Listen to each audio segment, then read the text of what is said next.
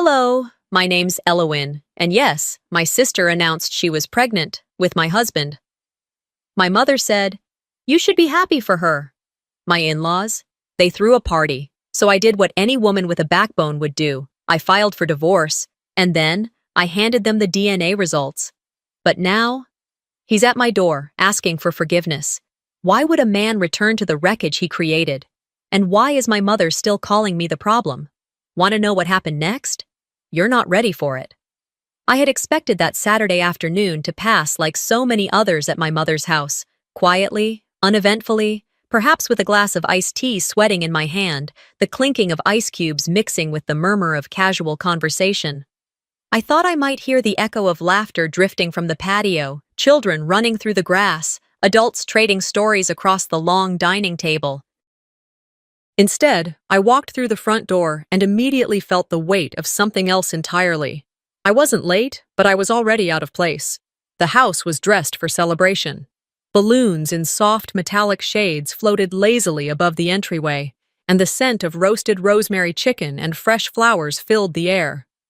The dining room table was draped in a cream linen cloth, each place setting anchored with polished silverware. Crystal glasses caught the light pouring in through the tall windows. At the center, a floral arrangement of pale roses and eucalyptus, Vera's touch, unmistakable, stood proudly, the kind of centerpiece designed to draw attention and conversation. And the guest of honor? My sister Callista, standing at the head of the room, her face glowing under the admiring gaze of family and friends. She had just been awarded some local Women in Leadership prize, a recognition the entire family seemed determined to turn into a coronation. Her laughter rang out like polished bells as one relative after another circled her, their voices warm, their hands eager to clasp hers. I slipped into a seat at the far end of the table, as though I had arrived without being seen.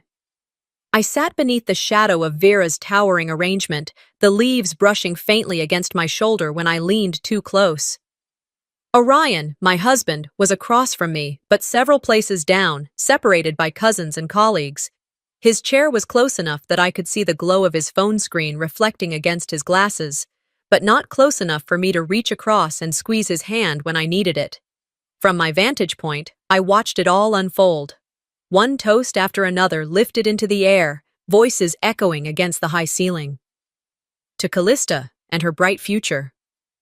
To the woman we all admire. To a sister who has always led with grace. Glasses rose. The crystalline clink filled the room like bells in a cathedral. I raised mine as well, because not raising it would have marked me as bitter. The stem felt slick against my palm, the wine heavy in my throat. I smiled politely and let the glass touch my lips, though I hardly drank. The sound of the toasts was hollow to me, empty as a church long abandoned. What none of them knew, what none of them cared to remember, was that I had been part of the scaffolding that held her success upright. Late nights spent poring over her proposals, catching grammatical errors, and smoothing awkward phrasing while she slept.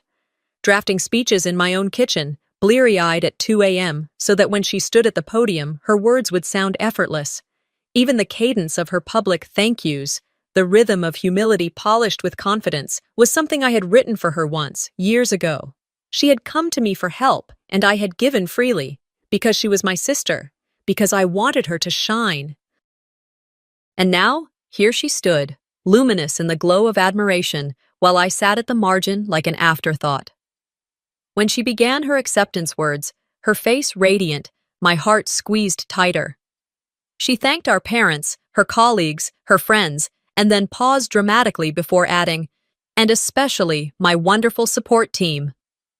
The line was familiar, painfully so.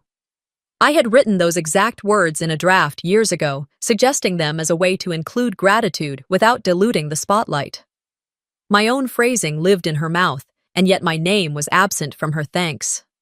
I stared at my glass, fingers curling beneath the table, knuckles pressing white against my skin.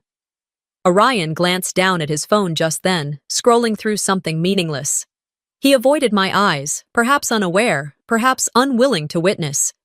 A cousin leaned toward her, voice carrying across the table with casual cruelty. "Elowin, you're still with us, right?" You're along for the ride? The room laughed softly. I forced a polite smile that barely reached my lips. My pulse quickened, heat rushing to my cheeks. I swallowed the ache and stayed still, though my insides screamed. Later, I caught a sliver of conversation that sliced me clean. Someone whispered that I hadn't even been included in the invitation thread. A small oversight, they said with a laugh. My seat at the table was charity, not choice. I excused myself to the kitchen. The hallway felt longer than usual, each click of my heels on the polished floor echoing like punctuation marks in a sentence I hadn't chosen. In the kitchen, stainless steel gleamed under soft, recessed lights. I turned the faucet and washed my hands under cold water, watching my reflection ripple in the steel basin. My eyes looked tired, my lips trembled at the edges. I reached for a decanter of wine, poured too quickly. The red liquid spilled across the front of my white blouse. The stain spread instantly, blooming across the fabric like a wound that refused to close. My hand shook. I tried to dab at it with a cloth, but the more I touched it, the deeper it seemed to set. And then I heard her voice. Vera's voice, soft, low, but aimed directly at me. If only Callista had someone like Orion. The words floated in, casual as gossip, sharp as a knife. I froze. My breath caught. When I turned, Vera's eyes met mine across the kitchen doorway. She offered a small, tight smile, the kind that pretends politeness but thrives on cruelty. Her tone was light enough to feign innocence, but I heard it for what it was, a deliberate strike, a whisper made to wound, disguised as banter. The room tilted, the walls pressed in. The echo of glasses clinking outside now sounded distant, muffled by the roar of blood in my ears. My fingers tightened around the edge of the counter, grounding myself, steadying my legs. If only Callista had someone like Orion. The sentence reverberated through me, louder with each repetition. Not just an insult, an erasure. Not just cruelty, possession. The red stain on my blouse spread wider. My chest rose and fell, breath trembling. I whispered into the empty air, not for her, not for anyone, but for myself. I see you. I hear you. And I will not stay silent forever. I returned to the dinner table as though nothing had shifted, though inside, my pulse pounded against my ribs like a drum warning of danger. My fingers brushed the back of the chair before I sat again, forcing steadiness into every gesture. To anyone watching, I looked calm. But beneath my blouse, my heart rattled, screaming what my lips refused to say. The air felt different. Vera's whispered comments still lingered in my ears, poisoning the silence. I could still feel the echo of those words. If only Callista had someone like Orion. They hadn't left my mind. They hummed inside my skull, faint but merciless. Around me, the table carried on. Crystal glasses clinked as cousins and neighbors toasted again. Laughter rippled across the room like shallow waves. But all of it felt far away, muffled, like I was listening from underwater. Even the silverware tapping against china plates seemed dull, hollow. I forced myself to lift my fork. My hand trembled once, but I anchored it, stabbing into a piece of roasted vegetable as though normalcy could be forged with effort alone. I tried to speak, to comment politely on the meal, but the words caught in my throat. My voice betrayed me. So I took a slow breath, counted to 3, and fixed my gaze on Orion. He sat across the table, shoulders slightly hunched, his face illuminated by the glow of the chandelier. His eyes were lowered, focused intently on the tablecloth in front of him, as if the intricate embroidery might offer him refuge. He did not meet my gaze. He did not raise his eyes to acknowledge what had just happened. That silence cut deeper than Vera's words. Then, Callista cleared her throat. The sound carried like a signal. She stood gracefully, smoothing her dress with one hand, her other already lifting a glass of champagne. Her smile radiated across the room, practiced yet warm enough to disarm anyone. She let the moment hang until the chatter dimmed. All eyes turned to her. "I'd like," she began, her voice steady but glowing with anticipation, "to share some unexpected news." Her pause was deliberate, the kind of pause that invited gasps before the revelation. I felt my own breath catch without permission. Her eyes glistened.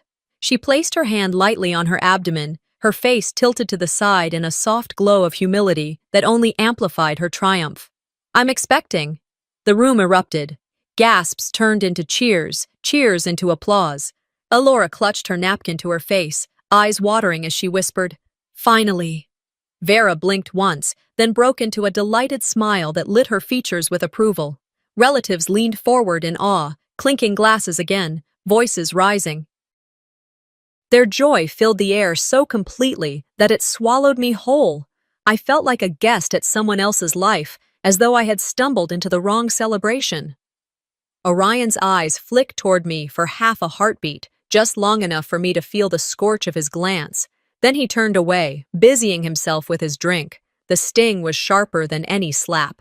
Pain and shock flared through me, not just at the announcement, but at his withdrawal, his refusal to stand in solidarity, to offer even the smallest anchor in this sea of noise. My hand tightened around my wine glass. The stem dug into my palm, my knuckles whitening with the force of restraint. The glass rattled faintly against the plate as I set it down, my composure trembling at the edges. Then came the cousin's voice, jubilant and cruel all at once. "Finally, a real heir." The laughter that followed rolled across the table like thunder. It struck me in the chest, a blow masked as celebration. My lips pressed together. I refused to let them see me break. And then Vera struck again.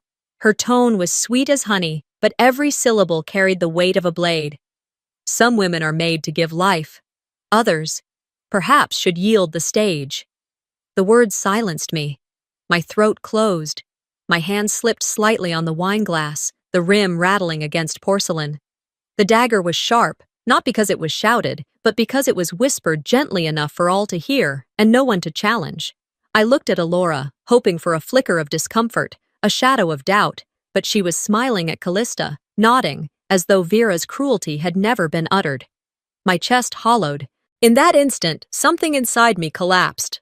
Not because of pregnancy, not because of Vera, but because this family, had once been mine to call home, and now it erased me without hesitation. I excused myself softly.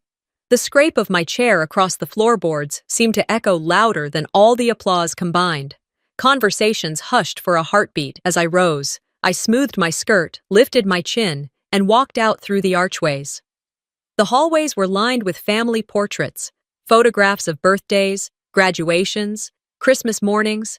In one frame, a younger version of me smiled beside Callista, her expression brighter, her position more central. I moved past them quickly, each image a reminder of the hierarchy I had lived in all my life. The back door opened with a soft sigh. The garden air rushed over me, cool and damp. Crickets hummed in the grass. Somewhere, a car passed on the distant road. I inhaled deeply, letting tension drain into the earth beneath my heels. Above, the sky stretched wide, inky blue sprinkled with faint stars, fighting against the suburban light. I bit my lip hard enough to sting, holding back the tears pressing behind my eyes. I didn't want to cry here, not where their laughter could echo over the hedges. I walked to the wooden fence at the far end of the yard, pressing my palms flat against its surface, grounding myself into the grain. The wood was damp, cool beneath my touch. I closed my eyes, focusing on the rhythm of my breath. Then, a voice behind me, soft, cautious. "Don't ruin her moment, Elowin. Just be graceful." I spun, startled. Orion stood under the faint glow of the garden's tree lights. His face was drawn, his features tight, his posture hesitant. He hadn't followed me with purpose. He had drifted here, unwilling to fully stand beside me, yet unable to remain inside. "You heard her, didn't you?" I asked, though my voice was quiet, almost resigned. His Adam's apple bobbed as he swallowed. He faltered, then nodded. "Yes, I heard it." Silence stretched between us. The garden lights buzzed faintly. "I didn't know when to step up," he said finally, his shoulders sagging under the weight of cowardice. I straightened my spine. My chin lifted, and my voice, though low, cut through the air. "I heard it all." He flinched as if struck. He looked away, eyes fixed on the grass, unwilling to meet mine. "You're asking me to fade," I said, each word measured, deliberate. "Now that someone else shines, You expect me to step aside. He stepped forward slightly, but not close enough to close the gulf between us. I didn't ask her to. I shook my head, the movement sharp, final. That's not enough, Orion. The space between us filled with everything unsaid. His excuses, my silence. Their laughter drifting faintly across the lawn, still celebrating, still blind. I turned away, refusing to carry his hesitation. The garden air cooled my skin as I walked farther into the dark. Behind me, I left him rooted, caught between guilt and fear. Behind me, the family's celebration roared on, oblivious. But ahead, in the stillness of the night, I felt the first faint stirring of resolve. I left Orion's soft, cowardly plea behind me as I walked deeper into the night. The sound of my heels on the stone path echoed like a gavel striking judgment. Each step felt heavier, sharper, as though the earth itself recognized what had just happened. The garden lights flickered in their neat rows, throwing long shadows across the manicured hedges. I kept my head down, mascara streaking down my cheeks, the cool air biting at my damp skin.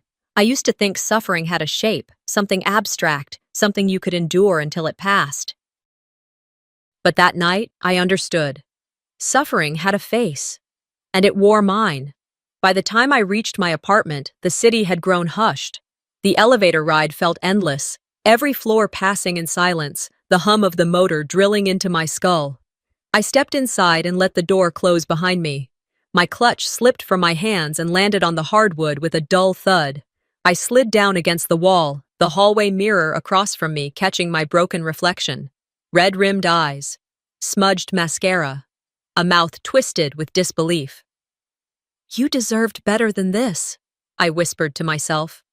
The words tasted foreign, like a stranger had spoken them. I lifted my phone, thumb hovering over the screen. For a moment, I thought about calling Astria, my oldest confidant. I could send her everything, every file, every note, every design. I could start the war tonight. But my finger froze. Instead, I lowered the phone, my arm heavy as stone. I dragged myself to the bedroom, stripped of strength. The overhead light cast a sterile glow across the room, haloing the white pillow where I collapsed. I curled into a fetal position, clutching the thick blueprint folder I had carried with me all day, the one object that still tethered me to purpose. Inside lay the original design for the Children's Hospital atrium, my crowning project, my legacy, my soul sketched onto paper, and now credited to Callista Devane. I trembled as I held the folder to my chest. The memory came uninvited, sharp and fresh. A month earlier, I had walked into the firm's gallery for the unveiling. The banner stretched across the lobby in proud, bold letters. Designed by Callista Devane. My name was absent. Erased. I remembered standing frozen, shoulders rigid, hands slack at my sides, as strangers congratulated her. They shook her hand, praised her brilliance, toasted her creativity. Not one person questioned the theft, because the theft was polished, marketed, sold as truth. I had approached the firm manager, voice cracking, asking, "Where's the nameplate for my design?" He barely looked at me. "The board decided the client liked the Devane name," he said casually. Marketing insisted. That night, I sat at a bar alone. I watched strangers toast her success while I cried silently into a napkin. Now, back in the present, I sat upright in bed, wiping at my wet cheeks. I forced myself toward the drafting table. I flicked on the lamp. The golden light spilled across the blueprints as I opened the folder carefully.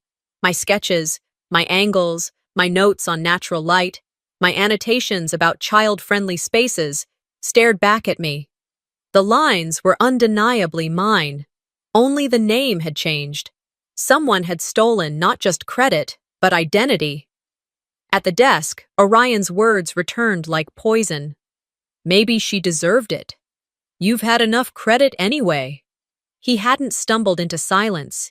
He had chosen it. He had chosen her.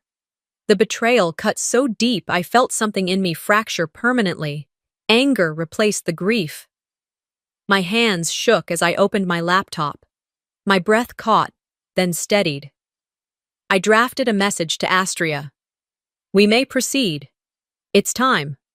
I attached everything: drafts, annotated emails, payment records, screenshots of project files, receipts of the truth. Then, with a decisive click, I hit send. The silence that followed was deafening. I leaned back, pressing my palms flat against the desk, staring into the dim lamplight. My thoughts spiraled toward one name, my mother, Elora. Against my better judgment, I picked up my phone and dialed. When she answered, my voice cracked open. "Mom," I whispered. "She's pregnant, with Orion's child. I saw the test. She used our monogrammed towel." For a moment, all I heard was static, faint breathing, the rustle of fabric. No denial, no gasp, no words. And then, silence. The line clicked dead. My mother had hung up, not in anger, not in shock, but in quiet, deliberate dignity, as though walking away from me without explanation was easier than facing what had been broken. I stared at the screen until it dimmed in my hand. Blank. Empty. Something in me snapped. I stormed to the fireplace, grabbed the monogrammed towel, the very one Callista had used for her test, and hurled it into the flames. The cotton caught quickly, orange fire licking the embroidered initials until they turned to ash. Smoke curled up the chimney as if carrying away the last traces of my illusions. I yanked open a drawer, rummaging until my hands closed around a photograph. My wedding day. The frame was already cracked, glass shattered at the corners. I traced Orion's smiling face with trembling fingers, the memory of vows now rotten with betrayal. My lip quivered. "If no one will stand with me," I whispered, voice sharp and cold, "I will stand alone." The phone buzzed against the desk, vibrating insistently. My chest tightened. I picked it up, expecting silence, expecting another wound. Instead, the screen glowed with an unfamiliar number. I tapped it open. The message was short, brutal, final. "Get a lawyer. Fast. It's starting." My breath caught. My skin prickled. I read the words again, slower this time. My pulse hammered. Whoever sent it knew. The war I had delayed, the truth I had tried to avoid, had already begun. I rose slowly, spine straightening, every nerve alive. My body shook, but it wasn't weakness, it was resolve. I exhaled, steady and sharp. No more collapse, no more silence. The storm had arrived, and I would meet it head-on. The elevator hummed softly as it descended from the penthouse floor, its mirrored walls reflecting back a version of me I barely recognized, shoulders squared, chin lifted, eyes burning with something sharper than grief. On my phone screen, the message still glared. "Get a lawyer. Fast. It's starting." The words felt like a verdict, a signal, a line I couldn't step back over. By the time the doors opened with a faint hiss, I already knew. Tonight, I would no longer remain invisible. The city spread before me in neon and rain-slick reflections. San Francisco was alive in its contradictions. Humming cars, honking horns, glowing towers piercing the misty night sky. I flagged down a cab, sliding into the back seat. "Downtown," I told the driver. My voice came steady, though my hands trembled against my clutch. Then, more firmly, "Rooftop restaurant. Callista Devane's engagement dinner." The driver gave me a quick glance in the rear view, then nodded without a word. The ride felt endless, each stoplight painting the interior in alternating pools of red and green. I thought of all the years I had been painted out of their picture, my ideas credited to others, my sacrifices buried under someone else's applause, my worth whispered away in rumors. Tonight would be different. When the cab pulled up, the restaurant loomed above the street, its rooftop terrace strung with delicate fairy lights glowing against the skyline. I tipped the driver and stepped onto the curb, the cold wind lifting the hem of my dress. Black satin, sleek and deliberate, clung to me like armor. Inside the grand entrance, the air carried the scent of orchids and champagne. Guests swept past in evening gowns and tailored suits, their laughter ringing like polished silver.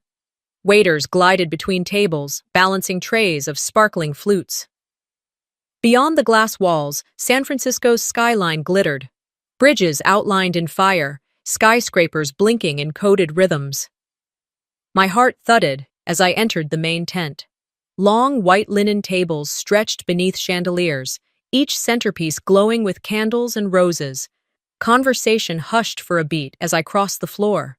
Faces turned, recognition sparking, then confusion. I didn't falter. And then they appeared. Callista, radiant in a pale champagne dress, her hand tucked neatly into Orion's arm. He wore his suit like a second skin, hair slicked back, smile measured.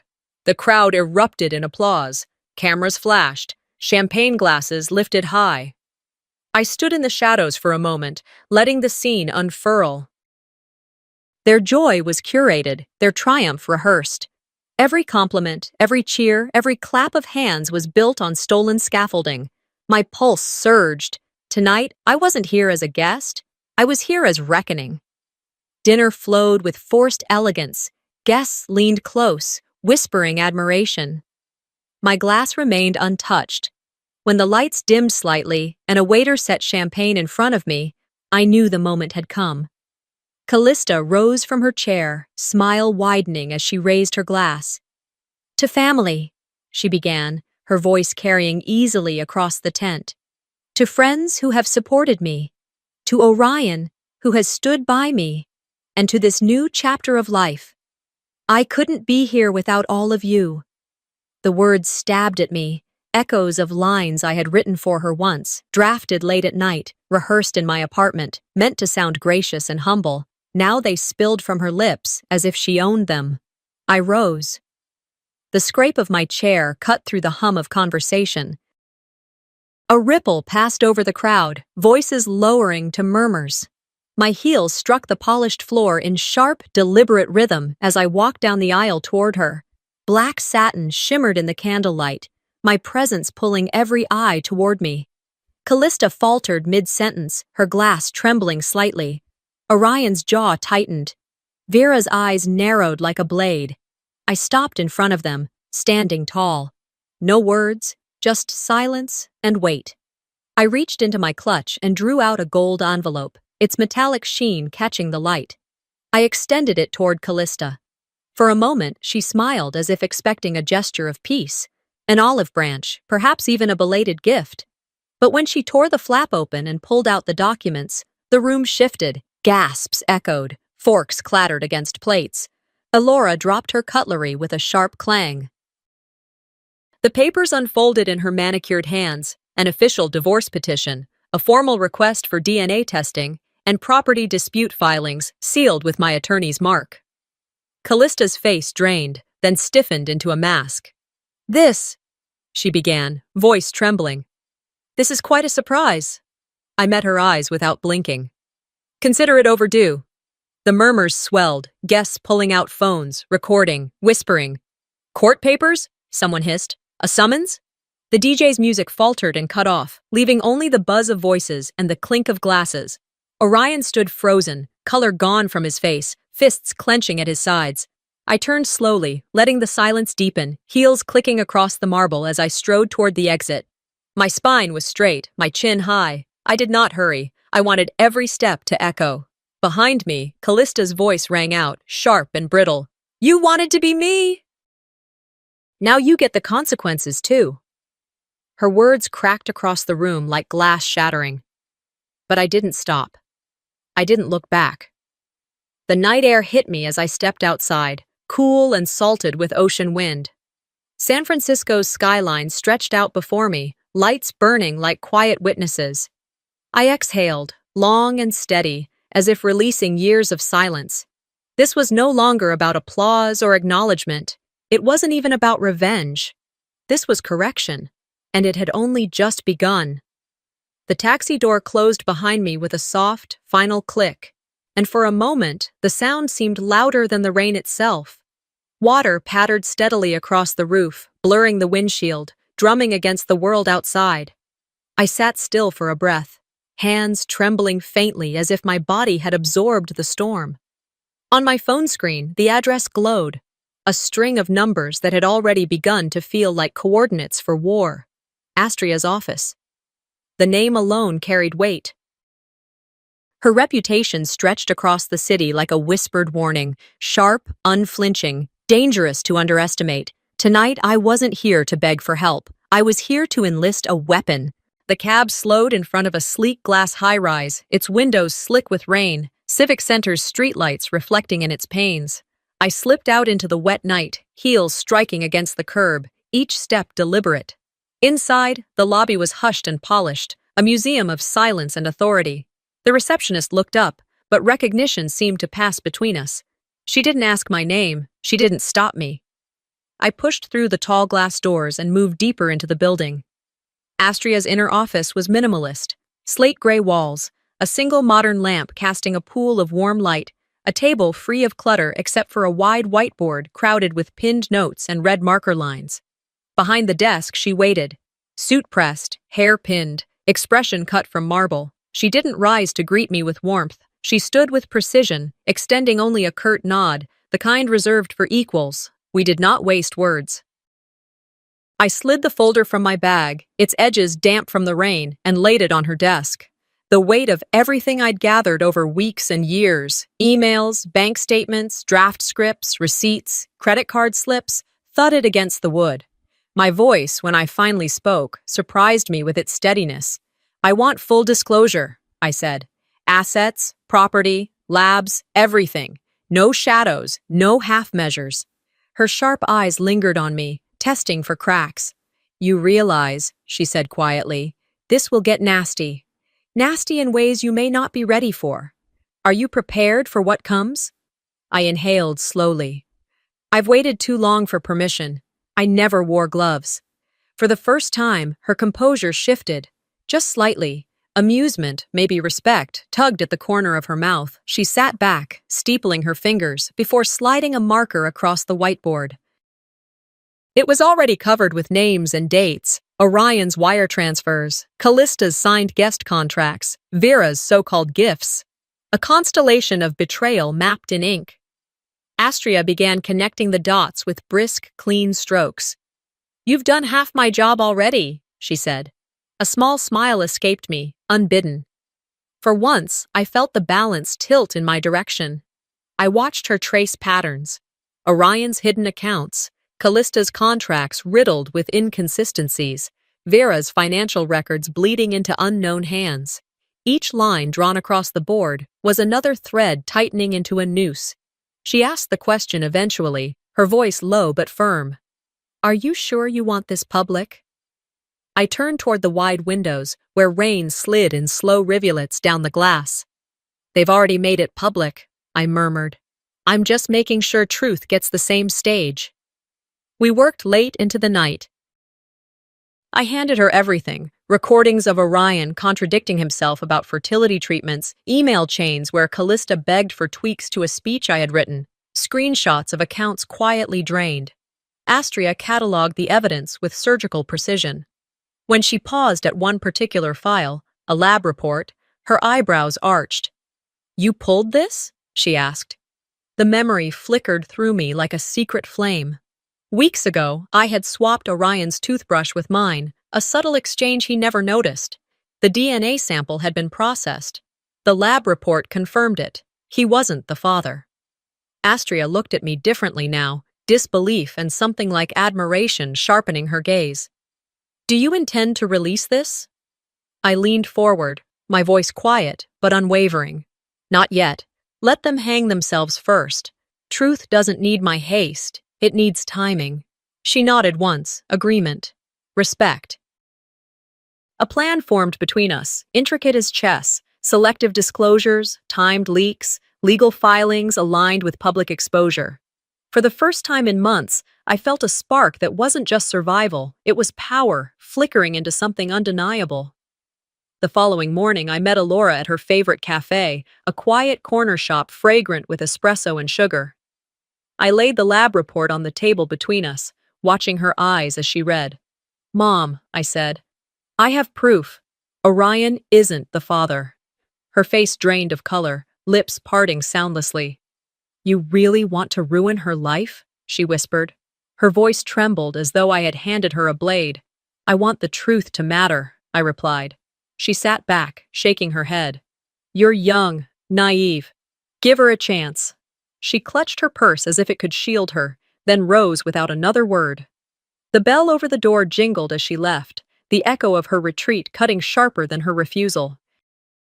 I sat alone at the table, crema from my untouched cappuccino staining the wood, the smell of baked bread suddenly sour. My throat ached, but no tears came. That night, back in my apartment, I stood before the shredder. In my hand was a photograph, Callista and me as girls, laughing, arms wrapped around each other, cheeks pressed close. The innocence of that image mocked me. I dropped it into the machine. The blades chewed the paper, spitting out ribbons of a memory no longer worthy of display. Blood is just red ink, I whispered into the silence. And I'm done signing my pain away. My phone buzzed against the table. The screen glowed with a message from an unfamiliar number. My pulse stumbled. I opened it. I see you're awake. The words chilled me deeper than any storm. I flicked off the lights, slipping into the shadows of my apartment. My reflection in the window was a ghost. I closed the door softly behind me, carrying only what I needed, my evidence, my resolve, and the certainty that war had already begun. The rain had stopped by afternoon, but the air was still damp with its memory. Clouds hung low and heavy, not white and airy, but thick and gray, as if the sky itself hesitated to move forward, waiting for something to happen. I pulled my car into the narrow lane that led to the Devane Garden courtyard and sat for a moment, hands resting on the steering wheel. The hum of the engine vibrated beneath me. My reflection in the rearview mirror looked sharper than I remembered, eyes rimmed with exhaustion, but glowing with something harder. I killed the ignition, grabbed the envelope from the passenger seat, and stepped out into the courtyard. Gravel crunched beneath my heels, steady and deliberate. And the garden was immaculate, trellises draped with fresh white roses, rows of tables lined with pastel linens, silver cutlery catching the afternoon light. Servers in pressed white shirts floated between the guests carrying trays of sparkling water and flutes of champagne. Children darted between the adults, their laughter ringing above the hum of small talk. I pulled my blazer tighter around me, deep red, deliberate, a color that would draw eyes whether they wanted to see me or not. My gaze swept across the crowd until it landed on Vera. She froze mid-sentence, her glass trembling slightly as her sharp eyes widened in instant recognition. Across the lawn, Callista noticed me next. Her radiant smile faltered like a candle in wind. One by one, the conversations faltered into whispers, shoulders shifted, gazes flicked between me and her. A ripple moved through the celebration. I didn't pause at the threshold. I didn't wait for someone to usher me in or stop me. I walked through the rows of chairs, past the buffet, ignoring the startled looks from cousins, neighbors, and friends of friends. The air grew heavier as I cut through the crowd, straight toward the dessert table, where an elaborate pink and white cake gleamed beneath the shade of a silk canopy. The host, a cousin's husband, was fussing with the microphone, announcing that slices would be served soon. Callista, glowing in her pale gown, stood at the center of it all, Orion by her side, one arm stiffly protective around her waist. Her other hand clutched a champagne flute, and the crowd hushed as she raised it high.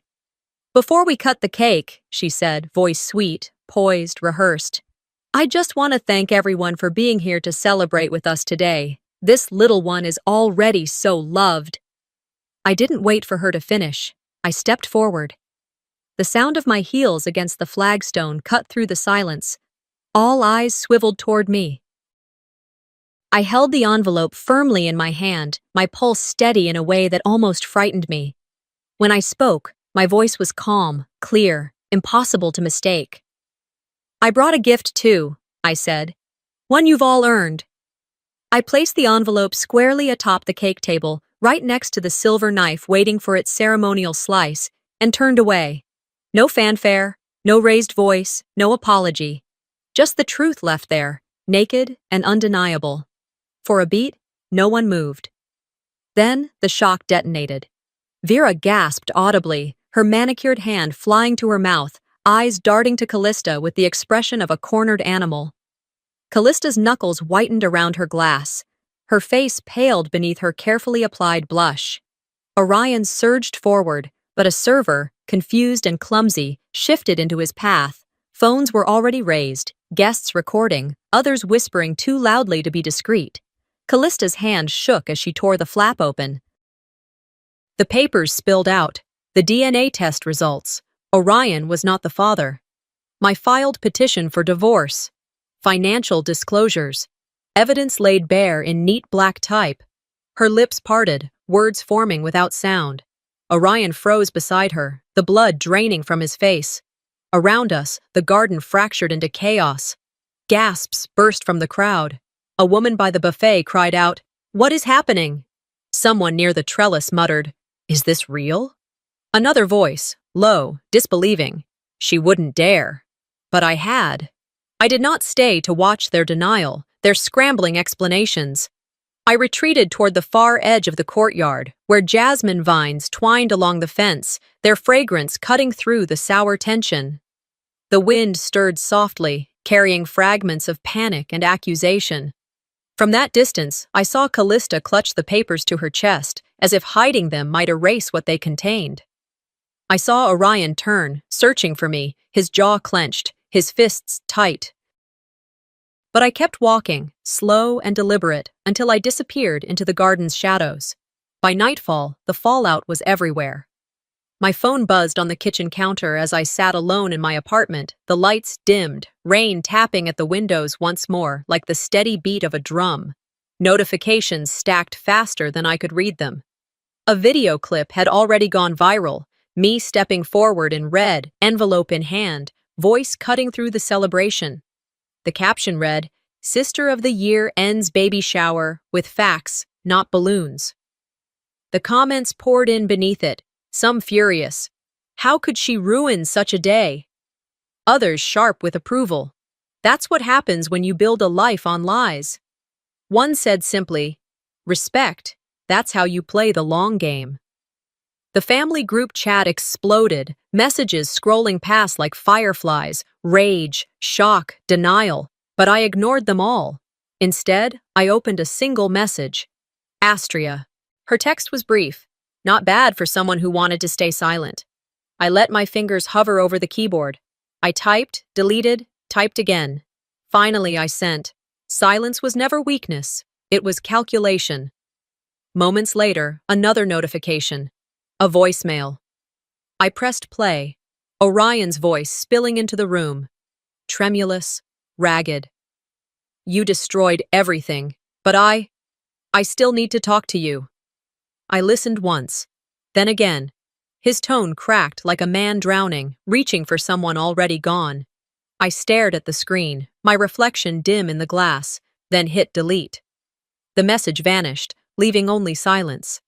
I set the phone down, exhaled, and leaned back into the chair. Outside, the rain thickened into a steady curtain against the glass, drumming louder, faster, as if the sky itself was bearing witness. For the first time, I felt something settle inside me, not triumph, not relief, but clarity. The truth was free now. Whatever storm came next, I had already chosen my ground.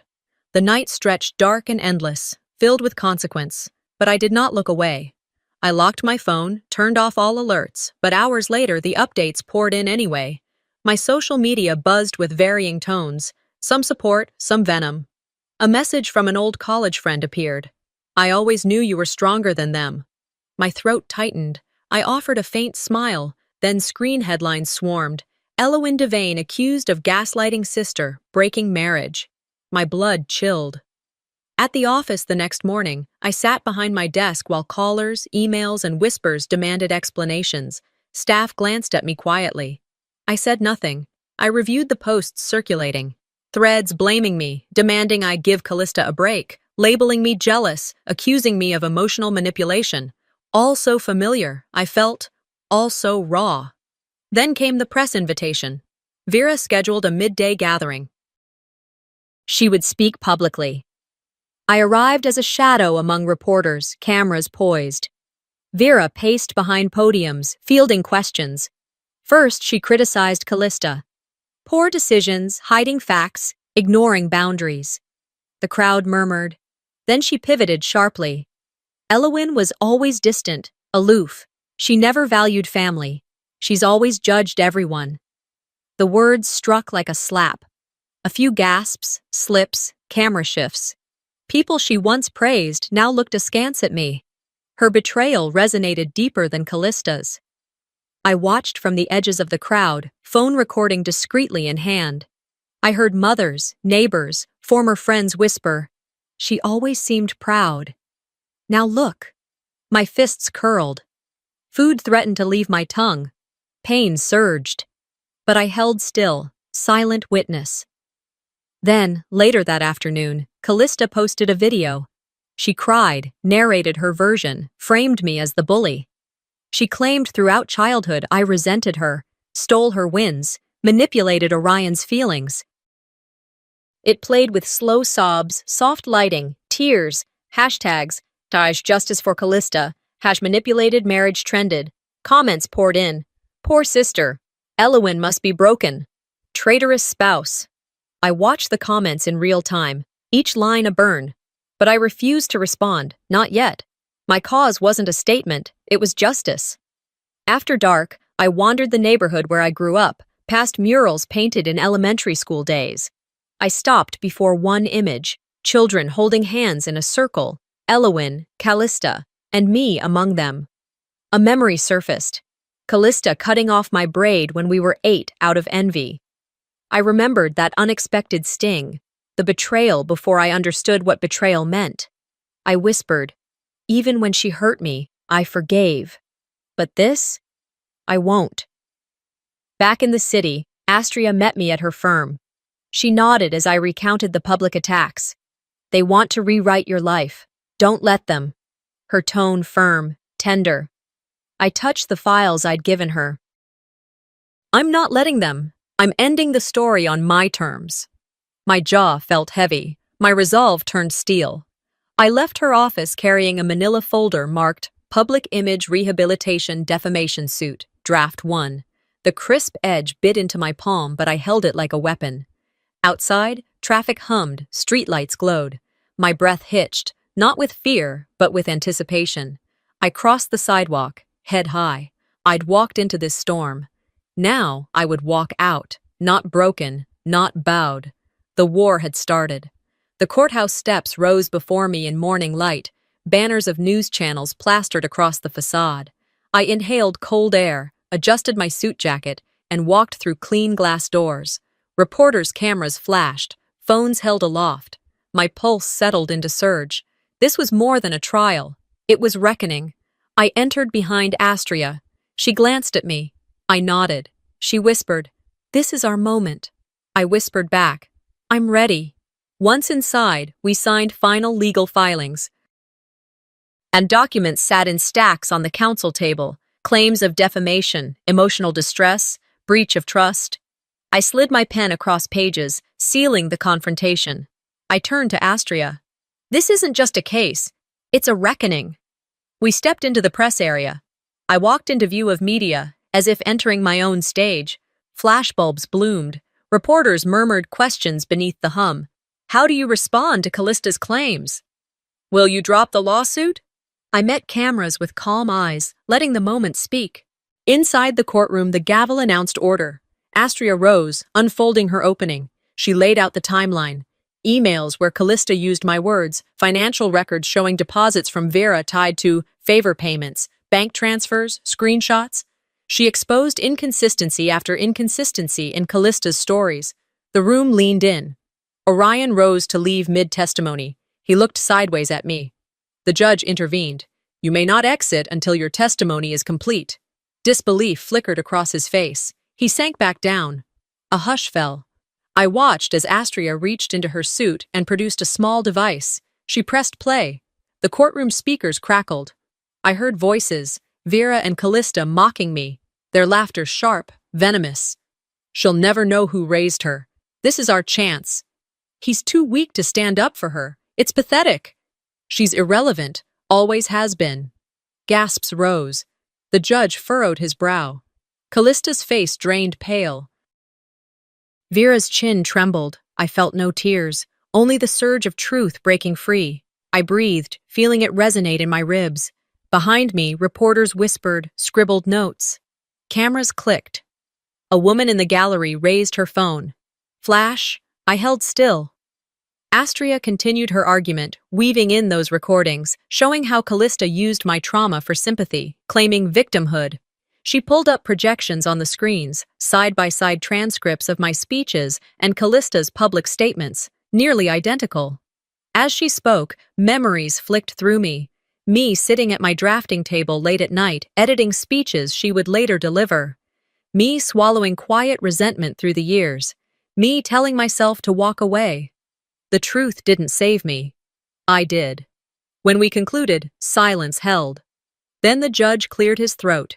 He did not render final judgment this day, but allowed the case to proceed, granting discovery, setting trial dates. The courtroom erupted. Supporters cheered, opponents gasped, whispered, Callista's sponsors scrambled. Vera shuffled, silent. Orion's face was drawn. I walked out under the courthouse arch. Reporters formed a corridor. A young reporter thrust a microphone at me. What do you want now that you've won this round? I paused. The sun caught my hair. I replied, calm, firm. This wasn't about winning. It was about being heard. Outside, cameras flashed. People whispered. I didn't look back. I stepped onto the porch before dawn, the salt-kissed wind greeting me like an old friend. The Pacific mumbled below, waves rolling toward the cliff's edge. I sat back, boots propped on the railing, and thought, they broke me quietly. But now, I rebuild. Months after the courtroom, the world behind me has changed. Vera's social circle unraveled. Her charity board voted her off.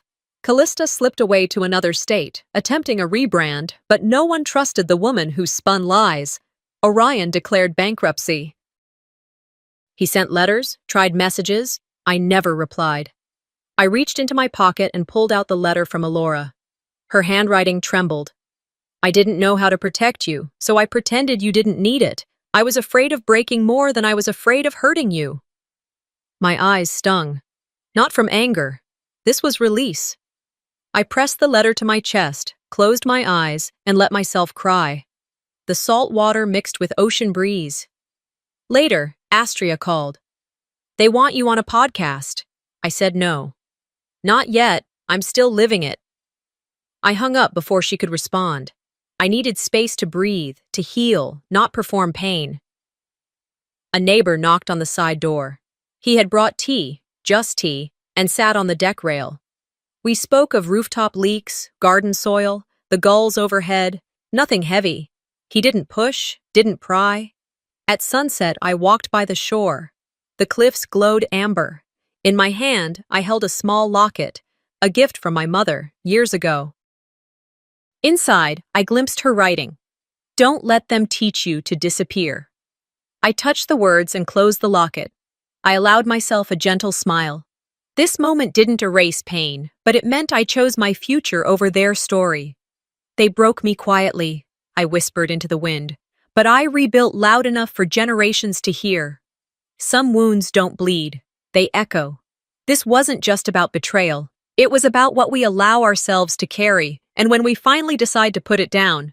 Elowin's story reminds us that healing doesn't mean forgetting. It means rising, wiser, and unshaken. Have you ever had to walk away from family to find peace? I'd love to hear your story in the comments. If this story moved you, don't forget to subscribe for more powerful, real-life inspired stories every week.